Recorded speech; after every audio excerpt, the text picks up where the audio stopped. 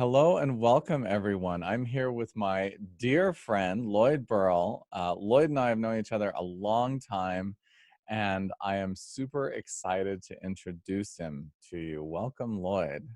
Thank you so much, Ryan. It's a genuine pleasure to be speaking to you again. Yeah, and we have a really interesting story because when we both met, we were looking at internet marketing, we were looking at our next steps, and I said, well, what is one thing that you're passionate about? And he mentioned that he was electrically sensitive, and he was the first person I'd ever met, and still one of the few people I know who is so sensitive that he was speaking on his cell phone and it was giving him headaches and nausea and all these symptoms, and then he had a long journey to figure out how to overcome that.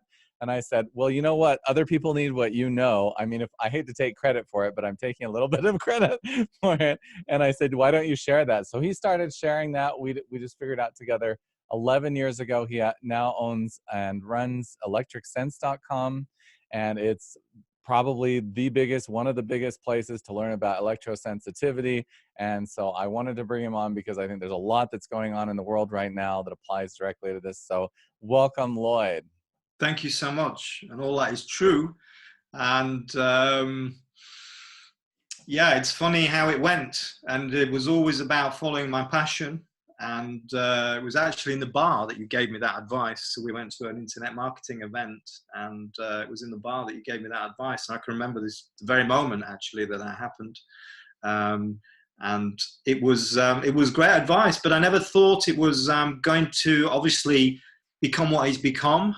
And because I actually had other online projects, which because I just wanted to kind of make money. And the whole electric sense thing, it was never about making money. It was about just blowing off steam initially, because I was a bit, at that time,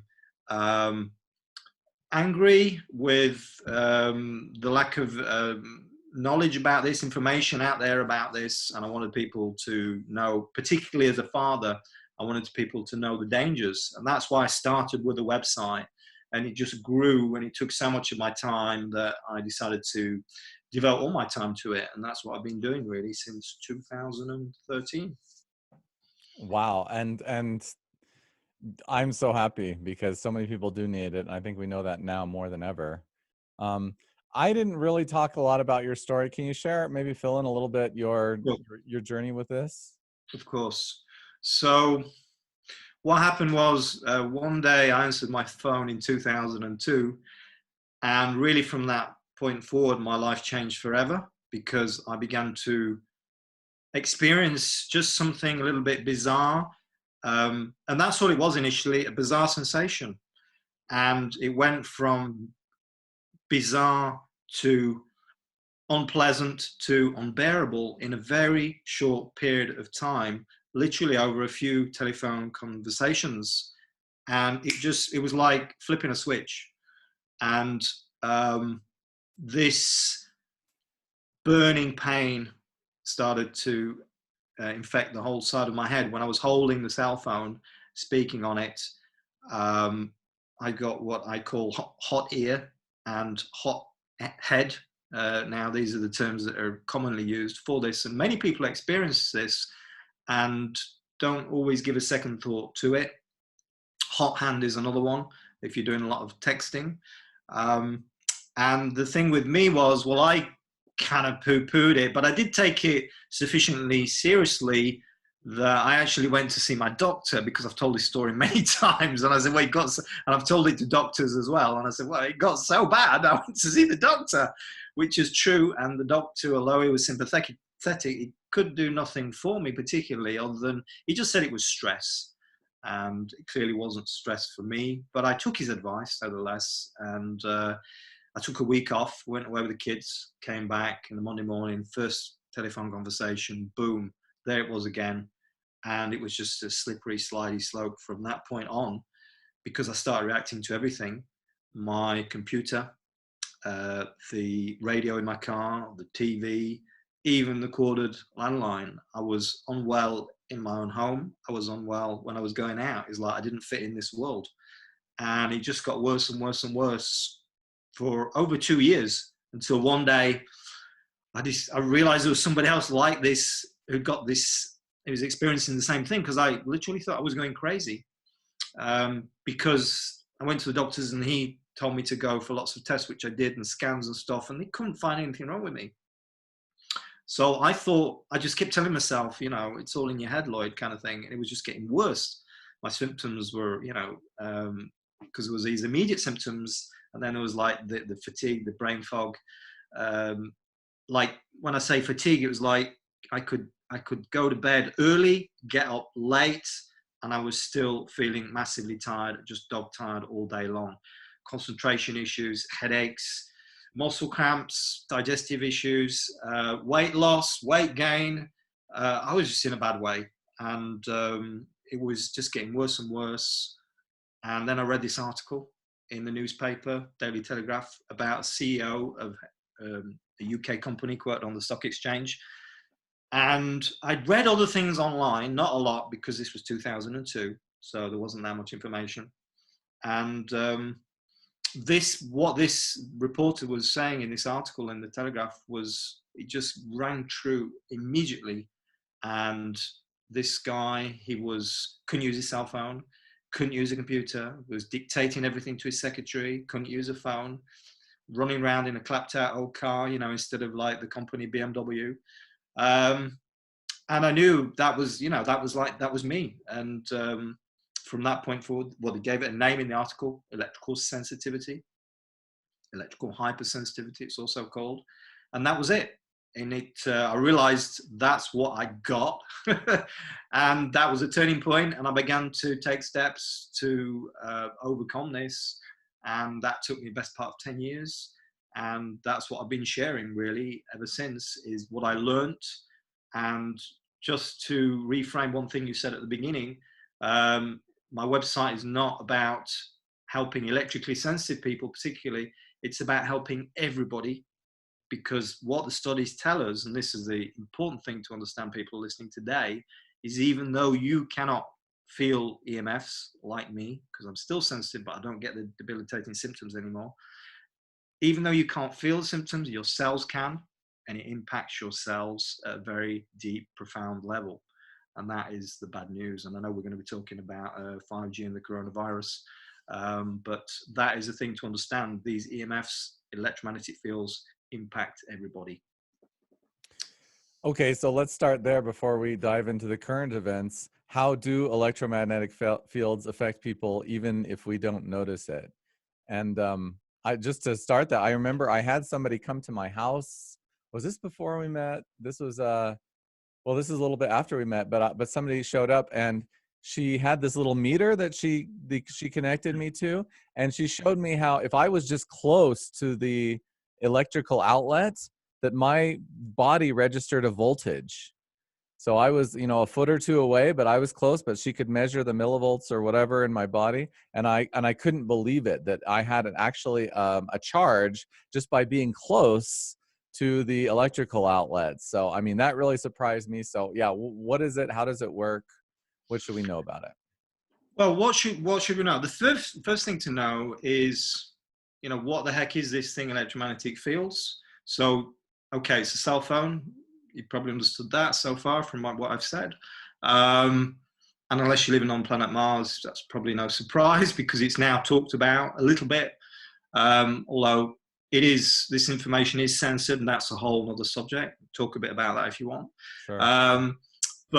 So what is it? It's so EMFs, electromagnetic fields. It's these invisible forces of energy, which these devices, which we're all using, are emitting. And so there's two categories. There's the wireless and there's the wired.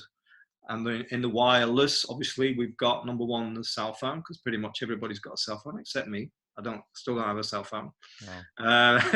And then you've got all these other things, and we give them all these cute little names like smart and like Bluetooth, and you know, all these gadgets, everything, Wi-Fi, everything that works in a wireless manner, or all that. What it actually means is radio frequency microwave radiation. You notice already how that's just kind of a little bit more scary, because there's a word in there which I use, which you went like that when I said it, people listening, watching, is the word microwave.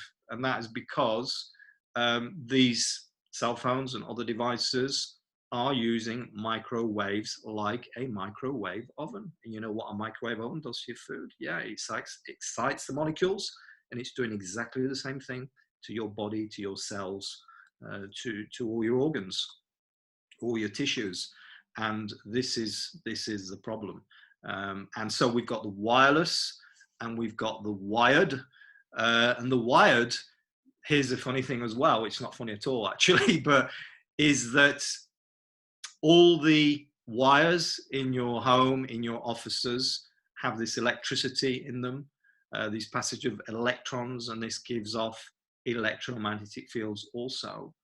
And here's what few people know or understand, is that these wires emit electric fields, magnetic fields, and what we call dirty electricity, which are these very harmful frequencies which are associated with cancer. And here's the thing about all of this, is that, and the reason I'm talking about it, is because thousands of studies link these exposures, wireless and wired, to just about every disease that you can imagine. And particularly, we're talking serious diseases. So we're talking cancer, we're talking Parkinson's, Alzheimer's, notably brain diseases, diseases of the heart, reproductive issues, notably low sperm count, low sperm quality, infertility issues in women. Honestly, Ryan, pretty much everything you can imagine, including the coronavirus, can be linked to these EMF exposures. And I'm not saying that EMF exposures are causing all this, just EMF exposures. It's not that at all. It's these EMF exposures plus all the other toxins which we're exposed to. And the thing about EMFs is, it's not like 2 + 2 = 4. There's this synergistic effect, which means like 2 + 2 = when you bring EMFs into the equation with everything else, you know, the food which we eat, which is polluted, you know, the herbicides, the pesticides, the pollution in the air, and all the other forms of pollution which we're exposed to in our lives, the shampoos we put in our hair, the soaps on our skin, etc., etc., etc. All this pollution, including our thoughts and emotions, the whole shebang, all that is creating this perfect storm, which is, so it's 2 + 2 = 10 or 100 or 1,000 when we bring EMFs into the equation. Okay, so many things to talk about. Yeah, it seems disingenuous. We learned about cellular telephones, but if they were called microwave telephones from the beginning, maybe none of us would have started using them, right? Exactly. So it's all about, as you know, marketing, how important that is. And, you know, the other thing is these devices were never tested for safety before they were put on the market. How weird is that? So we're putting out, you know, would we put drugs out there without testing them and see, oh, let's see if people start dropping dead, you know? So I laugh about this a lot because it's my way of dealing with it, but it's really not funny at all. Right. Yeah. Some things you have to laugh or cry about, right? Exactly. That's one of my coaches says. All right. So, okay, well, let's get into this view a little bit, the censorship and things. So does industry know that these things happen? If not, if so, How why did I know you was going to ask me that question? Well, I can't let things be boring. So yeah. My website is censored. Is it really? Yeah, since June last year, with a whole load of other websites. You mean like Google won't show it in results? Yeah, like I used to get listed for a whole load of search terms like cell phone radiation, Bluetooth radiation, all kinds of, you know, thousands of search terms. I'm not listed anymore. So if you put electricsense.com in, you'll find me. Otherwise, possibly, but otherwise you won't find me. I wrote a very, very popular article on 5G radiation in about 2017, like the first article on that.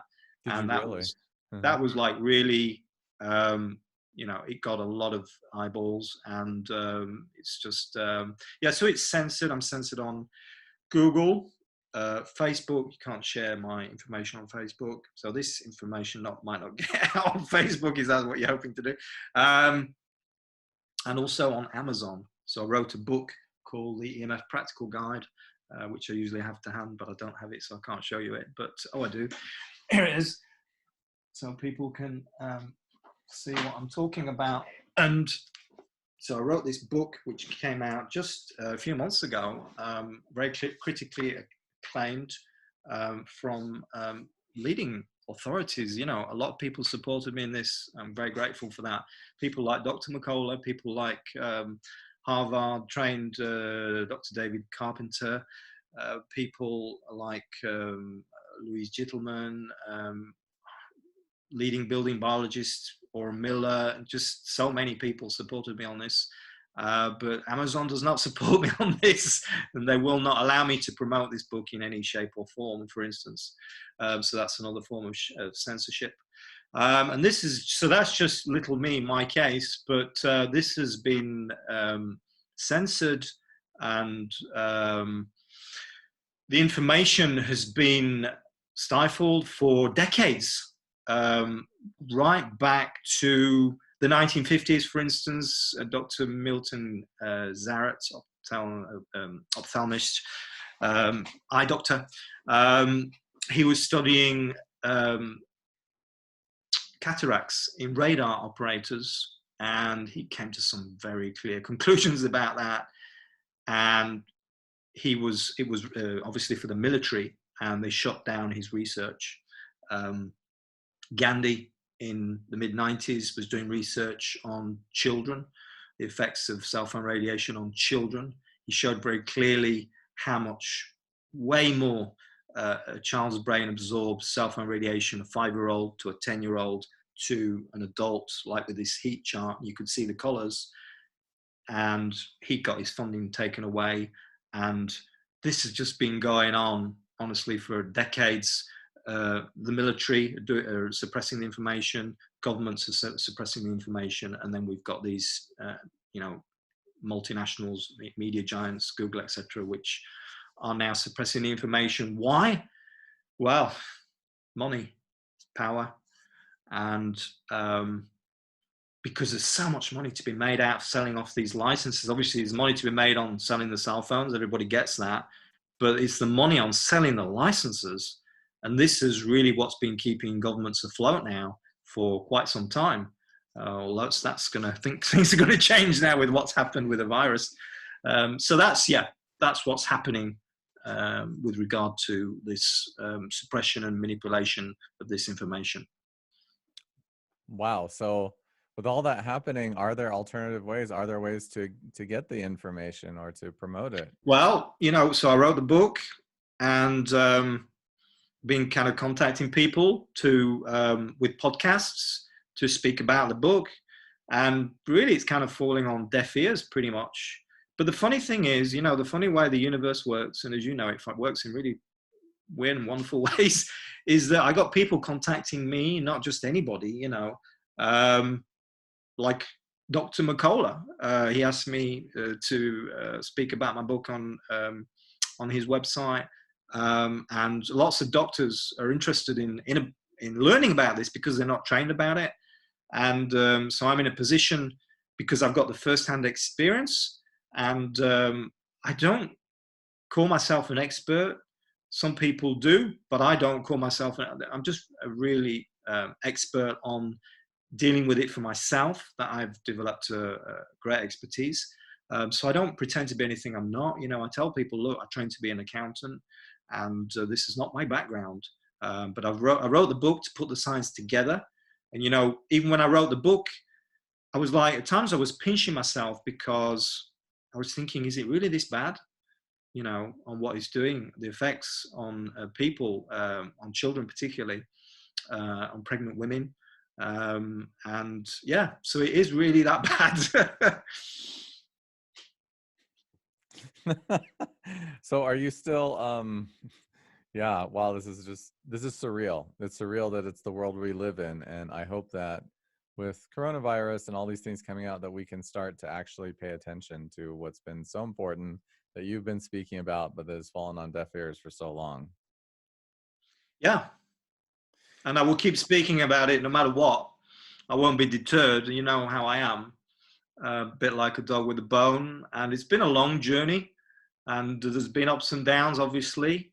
Um, and But it's really given me a very clear direction in life. And it's the thing is, it's never been about me, because, as you know, I'm not an attention seeker.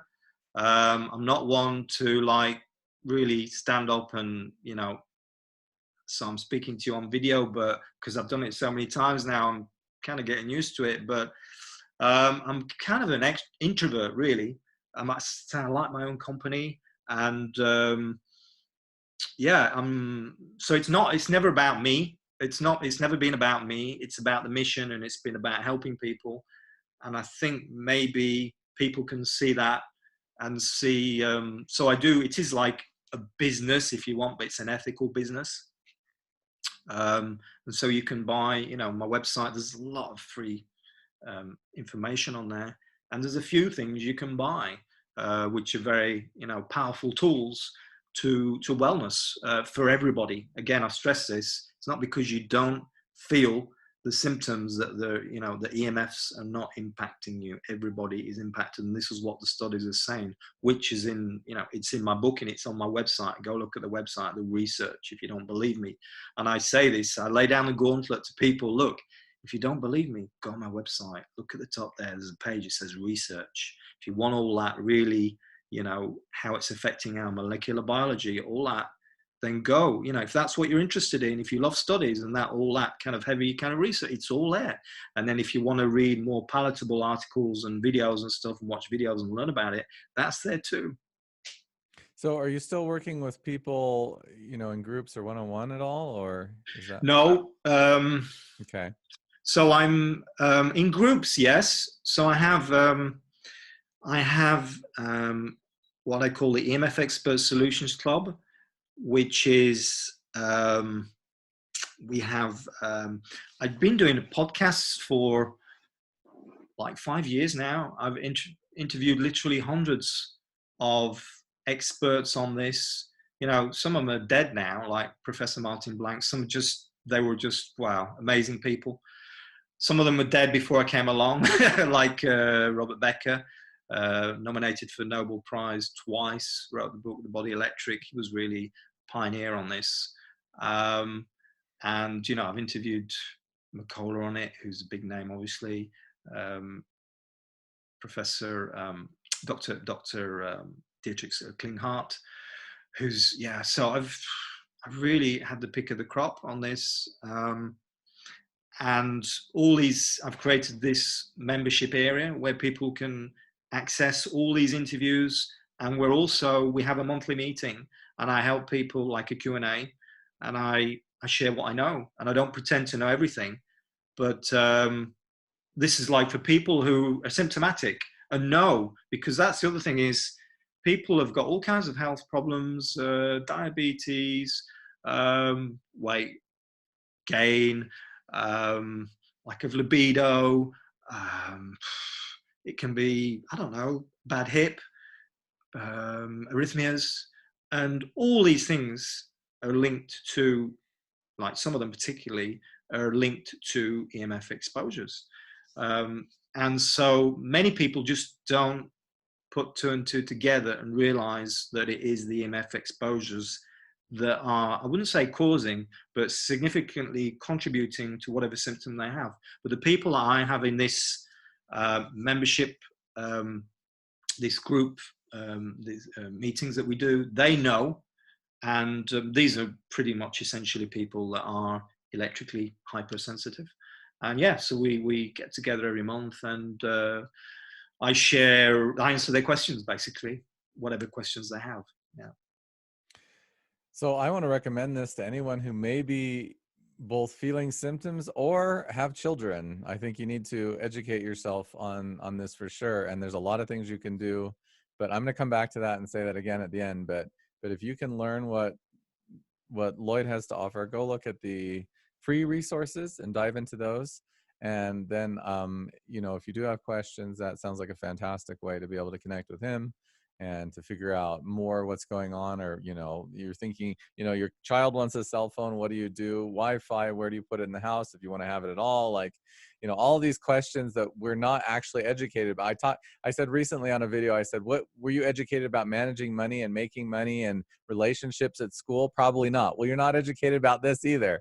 So this is something that we have to go get our own education about, and Lloyd's helping us with that. Thank you. Thank you. Yeah, absolutely. And yeah, there's a lot of free resources on there. Really, it's you know, over 500 articles, over 10 years I've been working on it. I just drove by this place the other day, and I saw this sign said Office Desk Superstore, and I thought of you. Yeah. Yeah. But I'm glad that this project is the one that took off. So It took off. Yeah, it took Right. off. And it's the passion, and it's the thing about helping people. And you know, when you look at my website, you see the feedback, the comments from people. It's pretty amazing. People from all walks of life have been affected by this.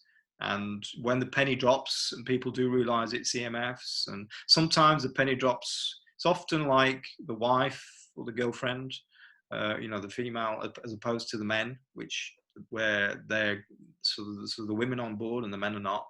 And that can, you know, and particularly in a family, we've got kids, so it can be complicated, because so you've got most people are thinking, okay, Lloyd's this EHS thing, electrically hyper, whatever it is. Okay, you know, that's his problem, but I'm fine, you know. Well, that's okay, you're fine, but the EMFs are impacting you. That's the truth, and impacting us in very profound, powerful ways. And this is what the studies are telling us. And you can think, you know, all you like that, you know, that's not the case, or if I'd have known, if this was true, then I've seen it on the evening news, but no, you won't see this. You won't see the true story for some time on the evening news, I can guarantee. Hmm. Well, and someone mentioned Steve Jobs' pancreatic cancer, and, you know, again, a guy in deep connection with technology and really close to his body and all of that stuff, and how that might have contributed. And yeah, like, just, yeah, it's just crazy. I mean, it's logical on one hand to think, okay, we didn't grow up in nature for, you know, hundreds of thousands of years or whatever, surrounded by electromagnetic waves of all. We had the sun, right? And that was Mhm. maybe the moon. I don't know what the moon does, but right. And that's about it. But now we're in a completely different, there's completely different inputs into our Correct. system, that, like, additives and preservatives that have never existed before, and chemicals, and we have asbestos, and we have, and Exactly. electromagnetic waves are one part of that. And I always say, unless you understand all the inputs and all the outputs of a system, you don't understand it. But most doctors are looking at this mechanistic, okay, the drug to fix the thing, instead of what are all the inputs, including, like you said, your thoughts, your emotions, your relationships, and how are they affecting me. Exactly. And just to put a figure on how much more of this radiation there is, of these electromagnetic fields there is now, compared to what there was 100 years ago, maybe. According to one expert, Professor Ole Johansson from Karolinska Institute in Sweden, it's about 1 with 18 noughts after it, a quintillion times more than background levels. That's what we've got now. So yeah, is that natural? Is that normal? No. Can we, is this sustainable? No. And where are we going with 5G? Not where we should be. I mean, yeah, and I want to get into that in just a second. I want to talk about that in depth. I mean, if I'm in somebody's apartment building and I turn on my phone and I look up Wi-Fi, like, I'll see 25 sometimes Wi-Fi signals that I can connect to that are invading me, bombarding me. I always look at that and I'm like, oh, you know, should I walk around in a cage or something? You know, how do I protect myself from that, right? But Well, yeah, and I can talk to that, how to protect yourself. If you'd like to me address that, certainly. And so I can talk about three things. Firstly, your cell phone. Secondly, Wi-Fi. And thirdly, the electricity in your home in terms of protection. Those are three important ones, and things you can do fairly easily, because it's all about what you need to understand. It's this cumulative effect. That's what's important. It's this, and this. It's all these exposures put together. So it's your cell phone, your Wi-Fi, the electricity, the Bluetooth in your car. It's all this added together. And it's also about when you're exposed to these EMFs also. And so, for instance, with your cell phone, there's a simple rule. It's called distance with your friend. Distance is your friend, I beg your pardon. And so we're trying to keep that phone away from you as far away as possible, because EMFs work in an exponential manner. So we only have to really gain a small distance or move a small distance to gain a big benefit, an exponential benefit in terms of reduction of exposure, literally thousands of times less exposure from gaining just millimeters from your ear when you're using your cell phone. It sounds crazy, but it's true. And what I recommend is, for using a cell phone, is that please do not keep a cell phone on your body with it switched on. You know, cell phone next to in your top pocket here, arrhythmias, heart attacks. Cell phone in your hip pocket is frying your balls. Sorry to be blunt. It is. Studies are showing this. Decreased sperm quality, motility, mobility. Lots of studies on that. Really strong science on that. And it's worse for women, because women so they don't have balls, as we both know. Sorry to be blunt. But women have eggs, and they only get one set of eggs. They're born with them. And once the eggs are zapped, that's it, over. Au revoir. Auf Wiedersehen. So that for women, it's even worse. There's less science on that, but it's, from where I'm sat, it's pretty conclusive also. So yeah, with regards to cell phone, distance is your friend, and using airplane mode as much as possible. Airplane mode, it's such a struggle to get proper airplane mode on these things. They make it as hard as possible, it seems. You've got to go into the settings and switch off the cellular connection and the Bluetooth and the Wi-Fi and perhaps the GPS if you can. It's not easy. This should be just a button, but that's what you need. You should be carrying it on airplane mode. You really need to have that thing switched on all the time. And if you do, then don't carry it on your body. Get a man bag or a lady bag. So keep it away from you as far as possible, and be using speakerphone if you can. And if you can't, use what's called an air tube headset. So it's like a regular headset, but it's got a bit of tubing in it, an air tube. Which makes it safer. And this is all about making your cell phones safer, because cell phones are not safe in any shape or form. And I don't sugarcoat this. You know, if I don't have a cell phone, there's a reason. There's good reason, because cell phone, I really love gadgets, as you know. I love technology. I love the internet, and I don't have a cell phone. So cell phones are really bad news. So that's the first thing. Second thing, Wi-Fi in terms of protection. What can you do? Mm-hmm. You know, the obvious thing is to switch your Wi-Fi off at night. Right. Why have you got Wi-Fi on when you're sleeping? 24 hours a day, right? Wi-Fi, most Wi-Fi works at 2.4 gigahertz. Mm-hmm. That is one of the most biologically active frequencies. It's the exact same frequency as the microwave oven. Isn't that a coincidence? And we know what the microwave oven does. Yeah, we know what happens if you leave something in a microwave oven too long, you know. And that is basically what it's doing to you. It's zapping you, and it's creating all kinds of subtle effects, which long term are, you know, creating all these problems, I believe, and so do others, you know, these chronic diseases of society. And when I say others, I mean leading researchers, you know, epidemiologists like Dr. Sam Milham. Really, there's a lot of science behind this, which I've shared in my book. So yeah, so that's the Wi-Fi. Switch it off at night if you can. Don't like, you can actually go into the settings and try and do it like that, but I say unplug it. Just unplug it, Because right? if you go in the settings, chances are it's going to come back on when there's a reset. You know, they do these resets, software upgrades, and so best thing is switch it off. Even better, buy like a $10 mechanical timer, Right. which you can put on the plug, and it just switches it off every night. You know, like between midnight and 8 a.m. or whatever it is when you're asleep. So, and the third protection tips I can give you is in regard to your electrical wiring in your home, is to switch off the power at night when you sleep. Really? Just switch off the power at night, huh? Yeah, I'm not. Now, here is the thing. I'm not saying this is a guaranteed reduction in exposure, but I'm saying try it for 7 days. Right. Because there can be cases, if you've got imbalances in your electrical supply, that this can actually create a higher electric field. What you were talking about, you can measure it as body voltage. It's quite simple to do. You can do it with a multimeter. And it can actually make things worse. And that's why I say try it for a week and see if you sleep better.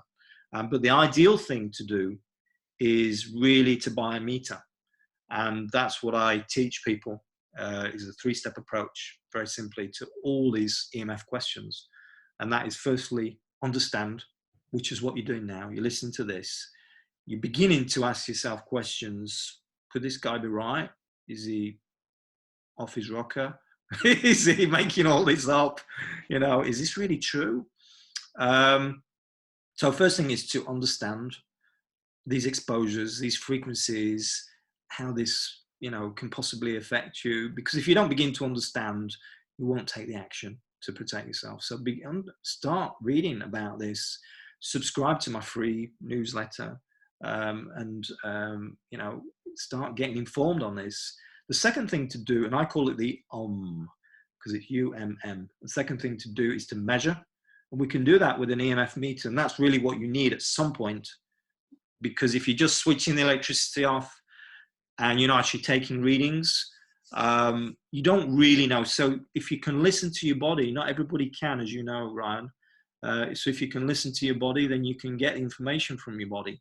But not everybody can do that, and it's way easier to spend $150 or whatever and get a meter that can do that can tell you, you know, what is actually going on in terms of your exposures. And the third thing, part of my protocol, is, which is the third M, is to mitigate. And mitigate, there's 3 ways of doing that. Turn the thing off, whatever it is, be it the cell phone, be it the Wi-Fi, whatever it is, be it the electricity. Second thing is to increase the distance, because as I said, distance is your friend. And the third thing is, last but not least, and it is a last resort, is to shield. And this is getting like advanced. Right. And so like most people won't be shielding, won't need to shield, won't want to shield. But some people will. And yeah, that's I talk about the more advanced solutions in my book. Right. Okay. So it's in the book for the details of that, but thank you for that instruction and support for everybody. Okay. Can we talk about what's on everybody's minds right now? 5G and Corona? So 5G and coronavirus. So a gentleman called Paul Doyen, who I've interviewed before, who's like me, became, he's like a language teacher actually, and initially, and he became electrically sensitive in 2005, and he traveled all over the world, and he's a smart guy, and he's done quite a lot of research on this, actually published studies on this now, and he trained also to become a building biologist, so he's got some, he understands this very well.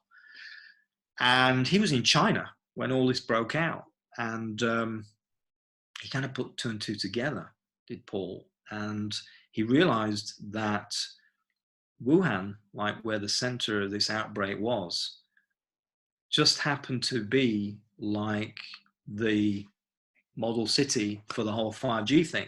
It was like they were building antennas, like they were putting up 5G antennas, like they were going out of fashion. from about November to the end of 2019. And that coincides very closely with when the coronavirus started, literally a few months later. It's broadly the same time. And to give you an example, so Wuhan alone has got some 10,000 5G antennas. And I'll explain what 5G is in a minute also, because that's important. And in the whole of the United States, because there's talk about 5G and probably people have heard this and about the dangers and so on, but in the whole of the United States, we've got something like 10,000. So 10,000 Oh, just in really? Wuhan and 10,000 in the whole of the United States. So there is this very close correlation for not just Wuhan, but the province, Zhejiang, I think it's called. I'm probably pronouncing it wrong, but it's just the province was very badly hit. So high density of 5G antennas, high density of coronavirus cases. South Korea, which very badly hit with the coronavirus also, just happens to be the country, because China's got like 130,000 of these 5G antennas. So it's like, because it's, it's the race to get 5G, and China's leading the way. And but South Korea has something like 75,000 5G antennas, and that at one time was the country which was the second most hit. It's not anymore, I know. Probably Italy now, from what I'm understanding. So we've got, and so we've got these, and Iran is the same, which is not officially developed 5G, but we don't know really with the Iranian regime exactly, because it's not that transparent, but it would appear that they've introduced 5G as well. And obviously they've been badly hit also. Italy, I don't exactly know what if there is a strong correlation there. So let's just be clear. What are we saying here? What's happening? Well, what we're not saying is that 5G causes the coronavirus. That we're not saying at all. But what we are saying is that certainly there is a correlation between, and a strong correlation even, between this 5G deployment and the virus. And then when we look at the science, we can begin to understand why. Because EMFs, electromagnetic fields, and particularly radio frequency microwave radiation, which is what 5G is an immune suppressor. And there's hundreds of studies on this. Okay, so I'm, when I'm saying things, you know me pretty well, Ryan.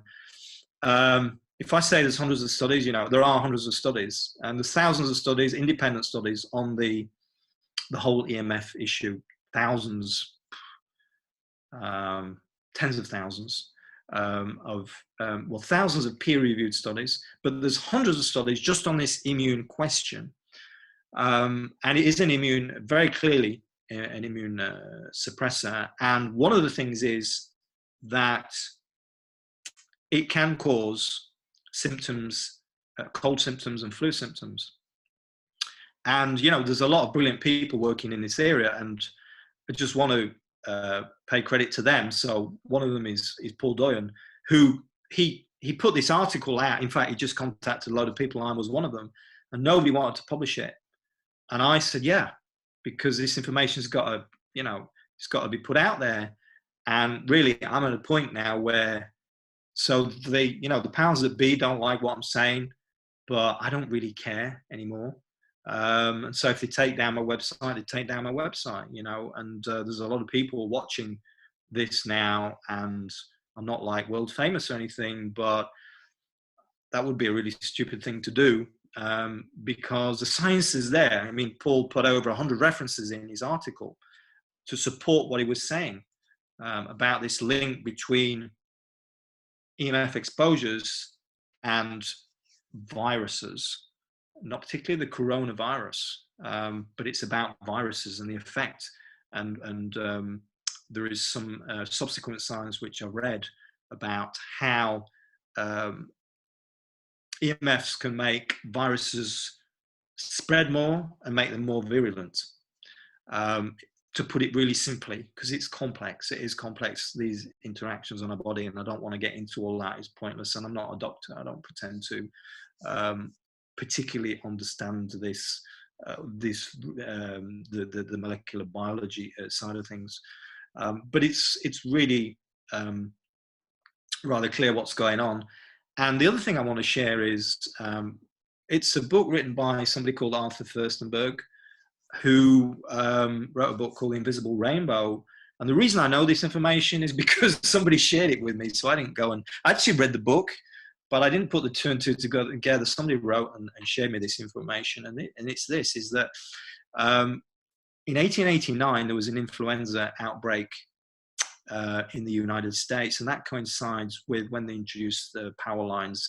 In 1918, there was the Spanish flu outbreak, and that coincides with the radio era. In 1957, there was the Asian flu outbreak, and that coincides with the deployment of radar and the whole Cold War era and all that. And in 1996, there was a flu outbreak in North America, and that coincides with the wireless era, you know, when they started erecting all the cell towers and we got the cell phones and all the rest of it. So very clearly, you know, the evidence is there. This is, if you want to check this, you can go to that book, The Invisible Rainbow by Arthur Firstenberg. It's a brilliant book. It's a heavy book. It's a big chunk. It's chunky book with a lot of scientific references in. He's a brilliant guy. He was training to be a doctor, and he was having tooth work done, and he had a load of x-rays, and he just became electrically sensitive like this. And this was back, I think this was back in the 60s. Uh-huh. So he's like a brilliant guy. And so the research is there, Ryan, and it is concerning in terms of the coronavirus. But more than that, it's concerning because we've got the coronavirus today. If we carry on with this 5G, what we're going to have tomorrow. Right. Yeah, I heard something about it's oxygen absorption and all of that. That basically 5G 60 gigahertz does to oxygen what 2.4 does to water, so to speak. And that can be part of it anyway. Yeah, like you said, I don't know all the details or things, but why? I mean, there's pictures of people falling over in the middle of the street in Wuhan, and they're like, when you have the flu, you don't go out and fall over in the street. You're in bed, like sneezing, and or people going into convulsions. Again, you don't usually get convulsions when you have the flu, but but if you're oxygen deprived, all these things can happen, and maybe that has something to do with it. Anyway, it's probably not, judging from the fact that you're so censored. Like if you're speaking nonsense, why censor you? If you're just a crazy guy on the internet, who cares? But why censor information? So I think there's so many connections. I think there's so much we don't know. I tend not to believe things as they are presented to us in general, just because my experience has been with medicine and history and all sorts of things that it's not really how I've been taught.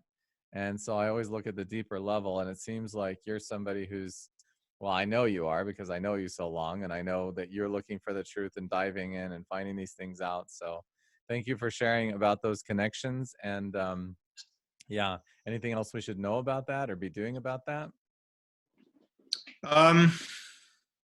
Well, what we should be doing very clearly with regard to this virus, which they're not really talking about this in the media from what I can see, but they are talking about it in alternative health circles, is to do everything in your power to boost your immune system. Right.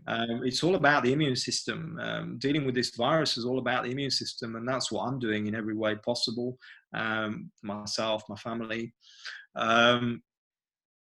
People don't really know how to do that necessarily, and I'm not really going to go into that other than saying one very obvious one is vitamin C. And there's a lot of research on, well, there is some research on this, and it's out of China also. I'm sure you know about that, but maybe some people who are listening don't. And what's kind of quantities? Well, if you're infected, about 9 to 10 grams. Again, I'm not a doctor, okay? But this is information that I've heard. About 9 to 10 grams of vitamin C. So it's all about the immune system. And so what I want to say to people is, look at EMFs. That's the important thing. That's what I'm here for. That's my message. That's why I'm speaking about this today. So I'm not going, because I know about EMFs, because I've got the first-hand experience, and because I've done my homework. Yeah, I've researched this, and it's very clear what EMFs are doing to us. And so with regard to this virus, it's all the more reason to start taking the steps, what I talked about, what I mentioned about in terms of protection with regard to your cell phone, with regard to your Wi-Fi, and with regard to the electricity in your home. And that's just the beginning. And really get on this, begin this EMF journey. Begin to, open your eyes. And it's not really fashionable to not have a cell phone. I'm not saying don't have a cell phone.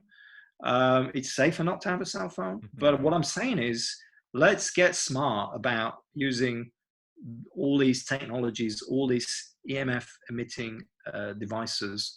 And in doing so, you will protect your immune system. Therefore, you will protect yourself from the virus, but therefore you will be protecting yourself in so many other ways, very profound ways. Protecting yourself from symptoms, all kinds of different symptoms. I'm really incredibly healthy, and I have been now for a long time, years. And I don't have Wi-Fi, I don't have a cell phone. Oh, my wife does, as you know. So I'm not, and I'm surrounded by cell towers, but it's all about what you do, what's in your power. And there's a lot. You have a lot of power. You have, it's about proximity. So if your neighbor's got Wi-Fi, that's their problem. You can still go around knocking his door and try and talk about it. But what I'm saying is, it's what you do in your own home, and it's how you use these devices. That's what's important. Right. Okay. Well, thank you, sir, for waking us up, for contributing. I'm happy to share you with the world even more. And you want to just say one more time how people can find you and learn more? So you can find out more information at electricsense.com. That's SENSE.com. And there's lots of information on there. There's a free report. There's the bi-monthly podcasts with information on the coronavirus. And if you're looking for my book, you can find it on Amazon. So it's available on Amazon. They will let me sell it, but they won't let me promote it. EMF Practical Guide. And yeah, there we go. Fantastic. Thank you so much, Lloyd. Thank you, Ryan.